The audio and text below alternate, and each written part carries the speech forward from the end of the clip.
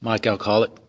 On that, I like that page she read. I don't know if you read that part, but at the bottom it talks about we sought out sordid places and sordid people seeking companionship and approval. And I have to admit that I had to change circles of friends so I could always keep someone around me that I could look at and say, well, at least I'm not that bad.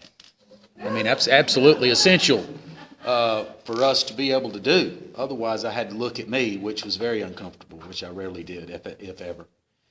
But what's interesting about that statement, because I didn't really know till later in recovery how true that statement was, sought out sordid people in sordid places seeking companionship and approval, because I think I'm probably not the only one, but if you had to ask me while I was still drinking, that unlovely creature that the book talks about that I was, to take a piece of paper and describe in words the most sordid place I could imagine being and the most sordid people that I could imagine having to sit there with, it would have been this room.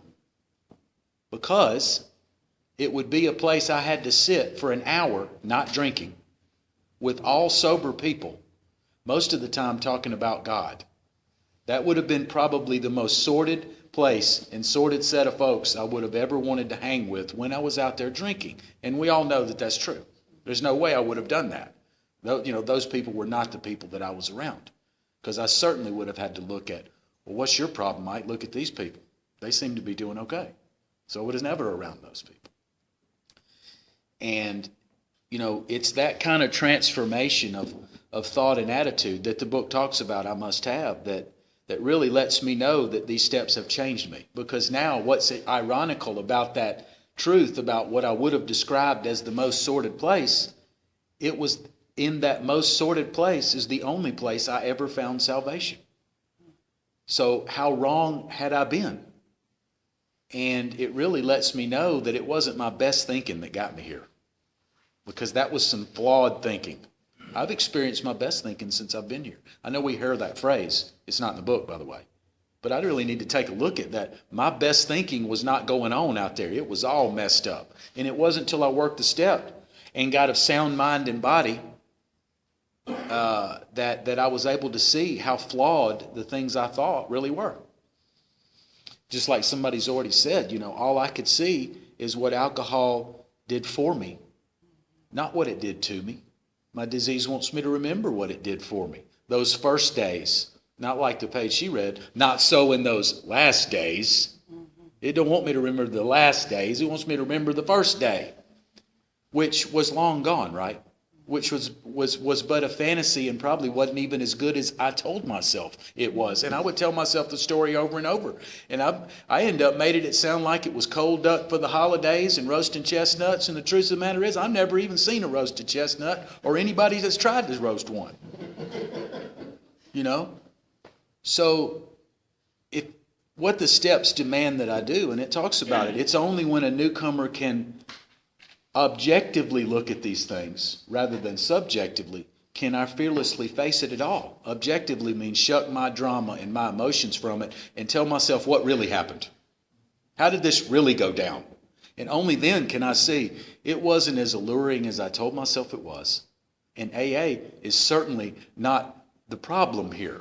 Because see, I came in wanting to think about what y'all took away from me. The fact of the matter is that y'all didn't take anything away from me, and the program didn't either. It gave me the opportunity for everything. And another transformation is just obviously a few sentences later when I go to the top of the next page, and it's describing the guy who's sober just for a moment. He's not really even sober. He's dry at the moment, I think the book says. That means he's just sober for 2 or 3 days.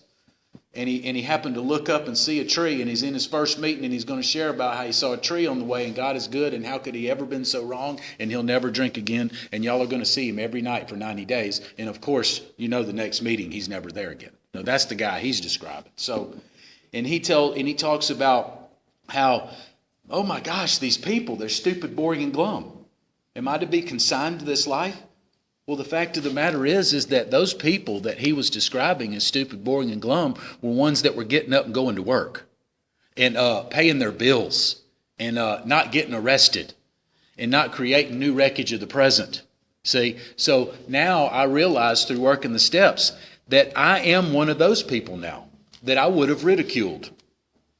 I would have made fun of those people that had to get up and put a suit on and a tie every day. Look at that square, you know. I thought I was so cool. And now I realized I dang near pissed away a large part of my life believing lies that I told myself. And that really gives me a sense of urgency that I need to get on this course of action and salvage what's left of my life. And what I have found since I've been here for most of my life now, that there's nothing that alcoholics who've worked the steps cannot accomplish. Problem, I was carrying that bag of rocks of guilt and that monkey called addiction on my back, and I barely could function at all and could pull it off sometimes. We know what I'm talking about.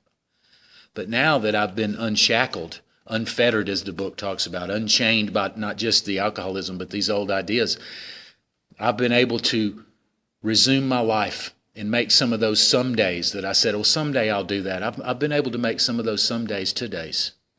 And every time I do that in recovery, my recovery means more to me, and I'm less liable to just throw it away on a whim or a bad day. I've had a spiritual awakening as a result of these steps, and I'll pass. Thanks, Mike.